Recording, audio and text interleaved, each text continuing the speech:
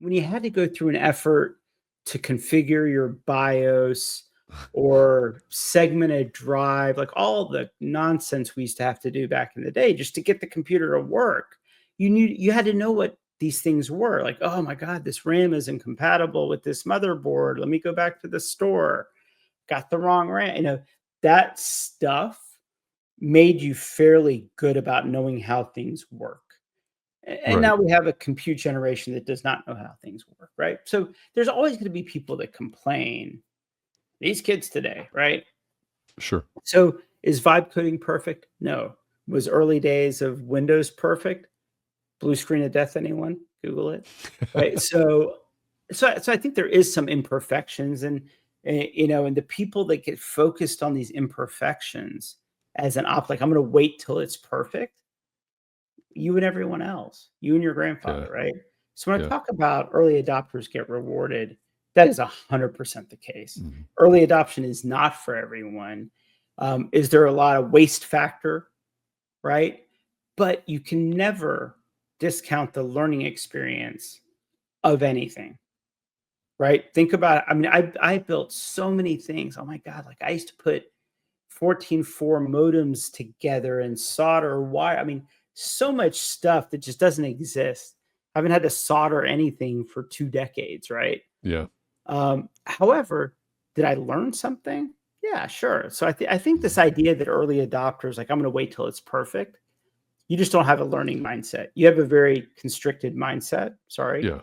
Um, but I do think you get rewarded, not because you're necessarily doing things better than everyone around you, but that early learning experience until it's codified and dealing with the problems and learning, working your way, the workarounds, that is invaluable. Like those are brain cells that just don't get used enough. Yeah. I mean, you're exactly right. I mean, every generation complains about the next. Yeah. If one of the things that when you were talking about, not knowing how things work. Great. You and I grew up at a time where, let's just take the example of cars, Mhm. right? I was thinking about this the other day. Um, my my daughter has, and I have had in my life several Mini Coopers. Mhm. But when we were growing up, you know, cars were things that you could open the hood, you could look in if you Yeah. had a little bit of mechanical aptitude, pre YouTube. Mhm. You could figure things out. You could get your hands in them. You could go to the store, to the auto parts store. You could buy a part. You could replace it. You could work on it. Yeah. Mhm. Shade tree mechanics and all of that. Yeah. When I got my first Mini Cooper, whatever year that was, I opened the hood and I went, nope. And I Nope. closed the hood. One, because if you've never met me, if you don't see me on screen, of course I'm on screen. I'm in this little box, but I'm 6'3". I have fairly large hands. There's no way I'm getting my hands down inside that engine compartment.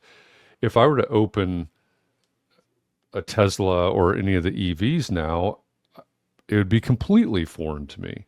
Mhm. But I still have an understanding Yeah. of how things work. Right. Maybe not all the inner workings of an EV or something like that. That's passed me by. Mhm. Nor do I necessarily want to know how Yeah. an EV works. How does that serve me? But you're right. The learning process, the understanding, it Yeah. doesn't mean that the I've got this great little neighbor that he's how old is he? He's like 12, I think. He's one of these take everything apart kind of guys, Mhm. right? He's fantastic. He watches, you're doing something. He watches. He wants to learn. It's fantastic. Doesn't mean that he needs to go backwards and learn everything that came before this thing in order to be able to move forwards. It's funny. On that same podcast, Joe Rogan and the founder of Replit both talk about cars. They're like, Yeah. we don't own cars that we can actually work on anymore. Yeah. Yeah. It doesn't mean that we're not super interested in it and historically have wanted to learn, right? That Hmm. in other words, there's this idea that we're dumbing down things. And my whole thing is like, you don't have to learn for necessity. Sometimes you learn Right. because you're intellectually curious. Like, I Hmm. need to know how Yeah, it that's a works, good point. right? Yeah. I need to know how it works. It's not because I'm going to do it. Like, I don't have time. Like, who has time to change their oil? I don't even know what you do with used oil anymore. Back That's in a my good day, we point. poured it down the sewer. Apparently, that's not cool anymore. We dug a hole in the backyard and poured our used Apparently, oil that's into it. frowned upon. It's round all these environmental laws. I used to dig a hole and bury it in my backyard. I'm like, I'm just putting it back to where it started. Well, at It some came point out in of the the future, ground. I'm putting it you back in put a the well ground. on top of it and Right. stake a claim. Yeah. So, like, even if you wanted to do these things, you can't. Like, you just can't. It's not like you're not allowed, right? Um, uh, you know, but I do think their point, which I thought was interesting. So I think when you look at this, early adopters are rewarded. Yeah. Reward doesn't mean money, right? And I think Right.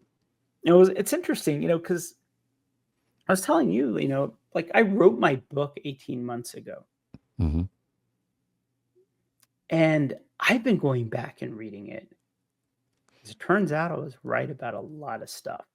Turns out, Well, like, that's because you asked ChatGPT. I couldn't ask it a whole lot of anything 18 months ago. But it's this whole evolution from punch cards to COBOL to GUI, and now we're in this like no code, vibe code world. Yeah. And Yeah. You talk about that in your book, the yeah, no code world. Yeah. and I think like people can either.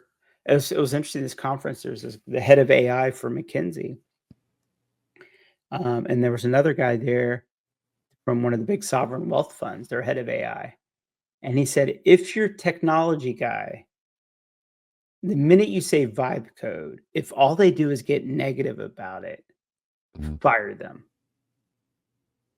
And everybody was like, "What?" Like, he's like, "I understand that a CIO's job is to like protect and worry about cybersecurity and all that.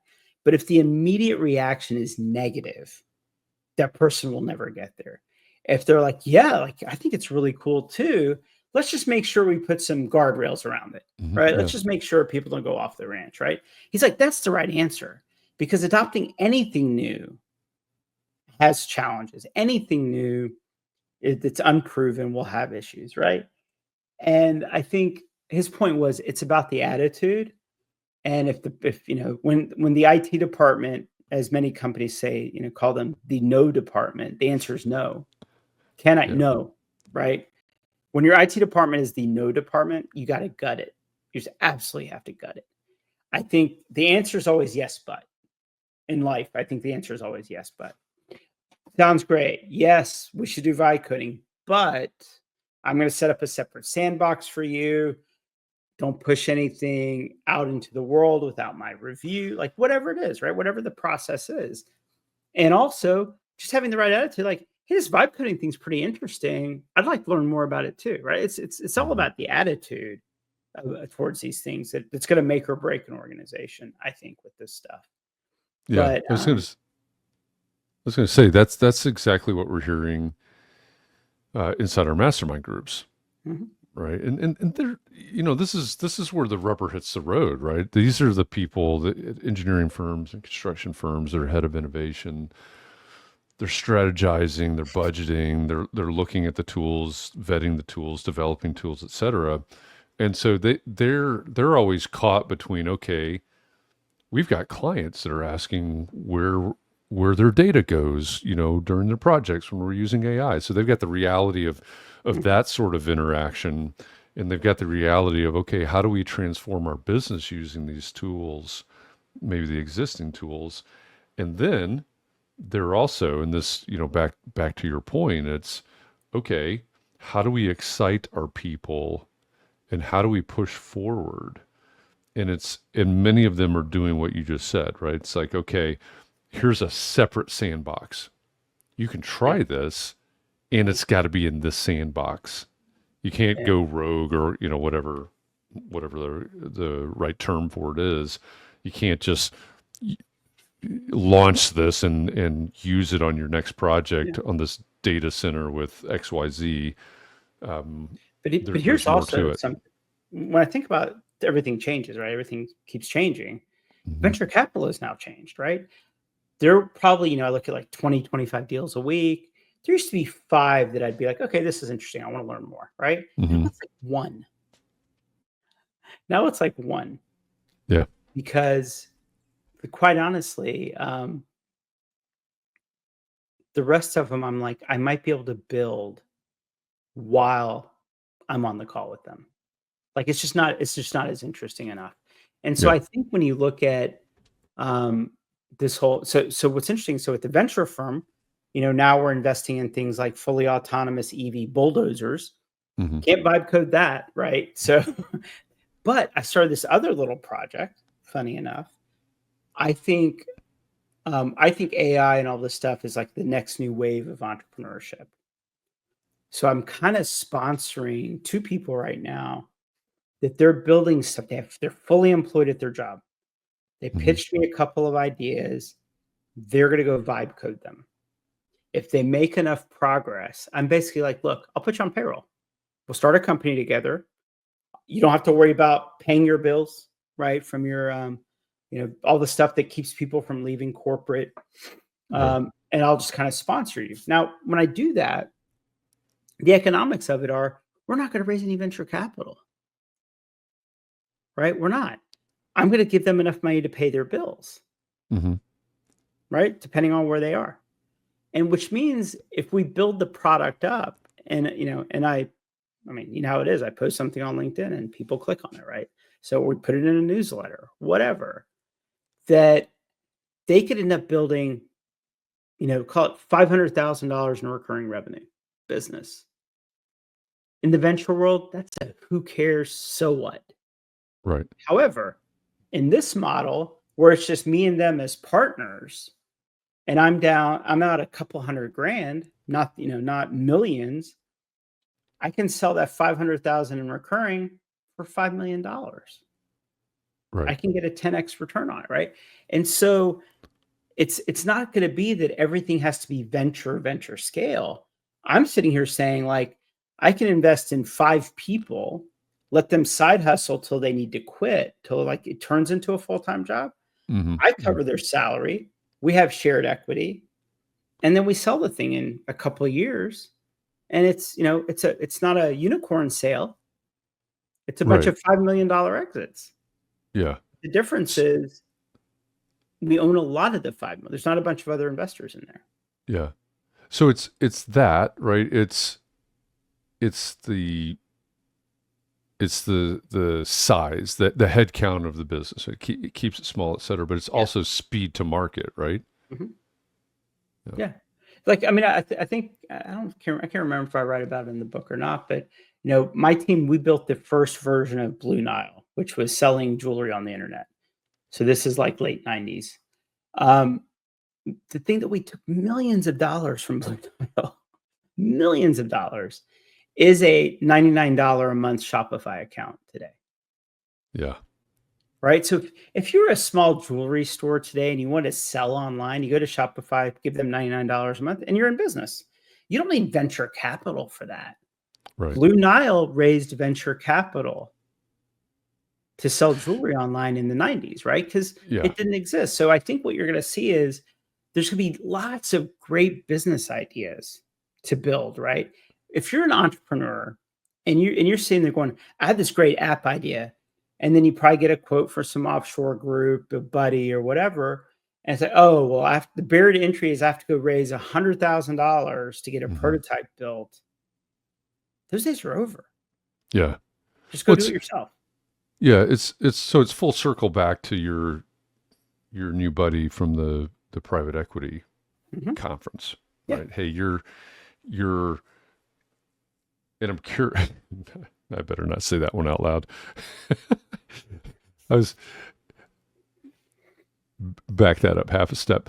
So he's at one of the top two or three CRMs. You tell him, hey, you're going to be your whole your product is going to be obsolete Mhm. essentially in Originally, you said 3 years, and he's like, "Why?" That's why, right? That's what you're explaining. Yeah. But so here's the thing that's interesting, right? And this is why, like, if you have an idea, it doesn't have to be a unicorn idea. I don't care. Hmm. Hit me up, right? Because I think in the AEC industry, there's 100% dissatisfaction in the software tools we use. Sure. Other than accounting systems, um, people will quit on price, right? They will go to a different product on price, like just because it's cheaper. A lot of other big enterprise companies, they're like, well, IT, but on a project basis, you can do whatever you want to, right? If you're a construction manager on your project, you can use whatever software you want to. No one's going to get in your way. So I think there's like some really interesting opportunities to build stuff. Like I said, not venture backable. Hmm. If you have Yeah. something venture backable, obviously hit me up. I'm interested in those too. But I'm also kind of in this mindset, like I'm just gonna go sponsor 5 or 10 people building stuff, and we might turn them into nice little $1 million, God forbid, $1 million a year revenue, cash flow positive startups. How dare I, right? The I mean, you say accounting, but also, I mean, there's some other elephants in the room that it'd be hard to pull people away from. But there are so many opportunities out there. I mean, we've seen that in our incubator. Mhm, One of the things that surprised me was, um, two little over 2 years ago, when you said, "Hey, you're gonna take over the incubator." I'm like, "Okay, that's cool. That's that's the way I run my graduate class and whatnot." mhm, It surprised me that I don't know what's the actual percentage. 95% of the founders come from the industry, mhm. and they're solving problems. I don't know why this, now that I'm saying it out loud, I'm not sure exactly why it surprised me, but they're solving the problems that they had in their job. They work for real estate development. They were Yeah. project manager for a construction firm, so on. So, they get passionate about the problem they had at their job, and they're going to solve those problems. And there's a million of those problems out there. To your point, there's all of those opportunities out there that all of a sudden vibe coding, different no code ideas, platforms, as you discuss in your book, um, that can be a huge game changer. Yeah. Yeah, and think about this, right? Like, in our just like our mastermind groups are very confidential, everybody's Hmm. in the incubator's the same way. Hmm. I mean, if I had an idea, if I was in an architecture firm and I was like, "Hey, I think I have a better system to manage the construction administration." Sure, join our incubator, vibe code it. Like, we're gonna help you with the go to market, right? We're gonna help you with customer discovery, or it's Yep. not that you can build it, but are you building a product for, with the user of one?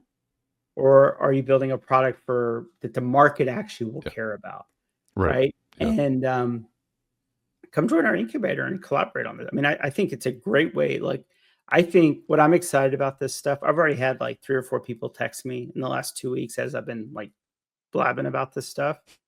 And they're like, man, like, so I could side hustle a company. Like, yeah, like don't quit your day job. Because the only Yeah. reason you Yeah. quit your day job is go to market.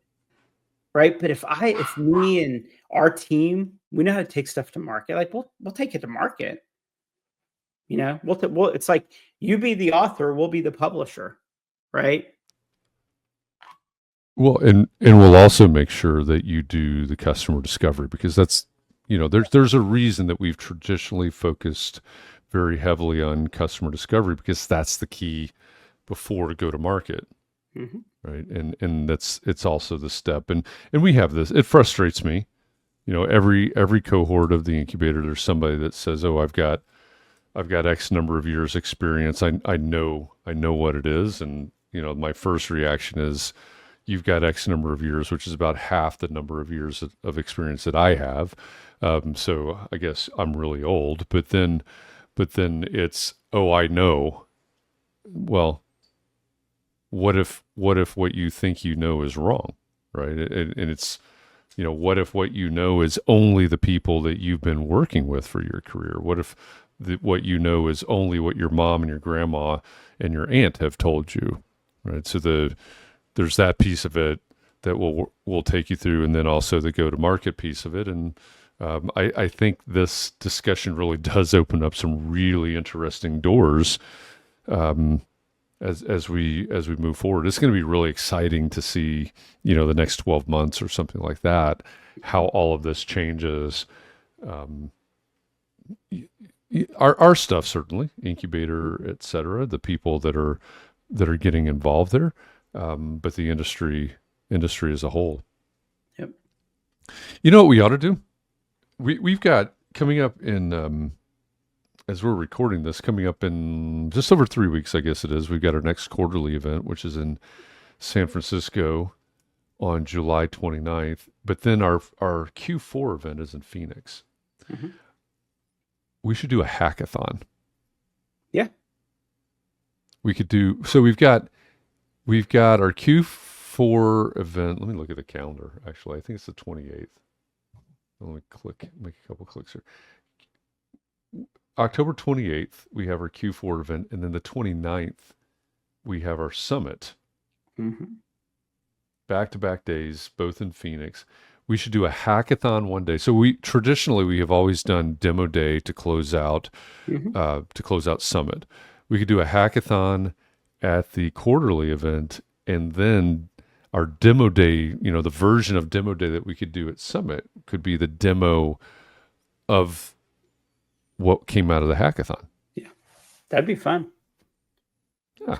Just gave Jackie a heart attack, but we just lost half of our team. They all fell over. Like, we're doing what? Sorry, we're doing everybody. what? They say things like, that's so last minute. I'm like, it's October. Like, what are you talking about? That's 4 months away. The rest of the day. Like, that's last minute. Like, no. But no, I think there's a there with this. And I really do think like there's in venture right now. There's a lot of noise going on because even a lot of startups, right? If they haven't raised their Series A, and there's something that could be vibe coded and launched, VCs are looking and going like, "Hey, you've got less than $1 million in revenue, and I could vibe code this thing over the weekend. Like, why am I going to put money into you?" Yeah.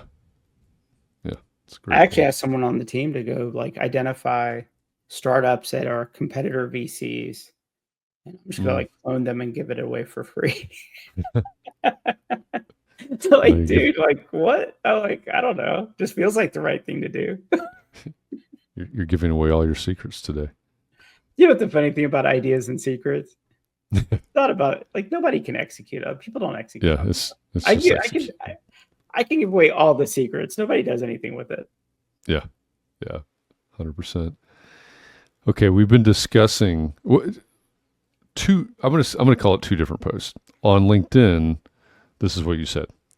Vibe coding is the next level of getting the SME even closer to the compute. Is it perfect? No. However, every iteration of getting the human brain closer to the compute has been imperfect. Punch cards, anyone? My mom was super unimpressed by GUI, GUI if you need to Google it, when she was a COBOL mainframe programmer. COBOL was offered as a class when I was in high school. Foundationally, early adopters will be rewarded. It has always been that way. And then over in Catalyst, you started a poll, and it just says vibe coding. Do you vibe code? And right now, live as we're recording this, 78% of the people that responded to this poll said yes. 3% said no. What's vibe coding? 15% said no, I want to but haven't. 3% said no, never. And 0% said it's Sunday, leave me alone. Because they were reading your Sunday Scaries post at that time. for those of you, and one of the things that we mentioned as we've been talking about this was the fact that in your latest book, creating the intangible enterprise, you talk about no code platforms, et cetera. So 18 months ago, as we discussed, it was about when that was published. You were writing and it was published. Anybody that wants to read that can go to Amazon or wherever you buy books, and you can get Creating the Intangible Enterprise by KP Reddy, and you can read more about it. But I think we'll look back at some point, 3 months, 6 months. You know, your new friend that is at the CRM platform, CRM company that's going to fail. At some point, we're going to look back to this episode and this discussion and go, wow, this was, it's not brand new, certainly, but we're getting close to this inflection point, I think. And that's what we're talking about here today. Yeah. We'll have to revisit it here in a few months and see, I do an will update. I will also say interviewing for a job and not knowing how to minimum vibe code is like interviewing for a job and not knowing how to use a spreadsheet. Yeah. I really Well, believe that. Right. I think yeah. regardless of your whatever, right? Like I think that's just become like the basic toolkit. Mm-hmm. Yeah. Super interesting. And it'll be, I've got, as we record this, we've got screens open, right? I've got the survey over here, the LinkedIn post over here, and I'm watching it in real time basically as we're talking, and it's going to be interesting to see how this conversation continues to shake out, so to speak. If you're not already, you've heard us mention Catalyst a few times. Again, KP explained the process earlier in the episode here. You can rewind. I always picture the tapes, the 8 tracks of the cassette. You can rewind and Google it. You can rewind and listen to that. Go to kpready.co, and right there on the homepage is the form to fill out. It's just 3 forms, I believe it is, or 3 fields to put your name, put yourself on the wait list. You'll eventually end up talking to me. Join Catalyst, our community where we talk about this and more. If you're not there already, follow KP on LinkedIn. You can't connect with him; he's full until LinkedIn opens up more slots. So follow him on LinkedIn. That's what we talk about every week. Go get his book at Amazon, Creating the Intangible Enterprise, and we'll be back again next week with a new episode. KP, thanks for this conversation today. It's been fun. Good seeing you. Yeah. And thank you all. We'll see you again next week. Thanks, everybody.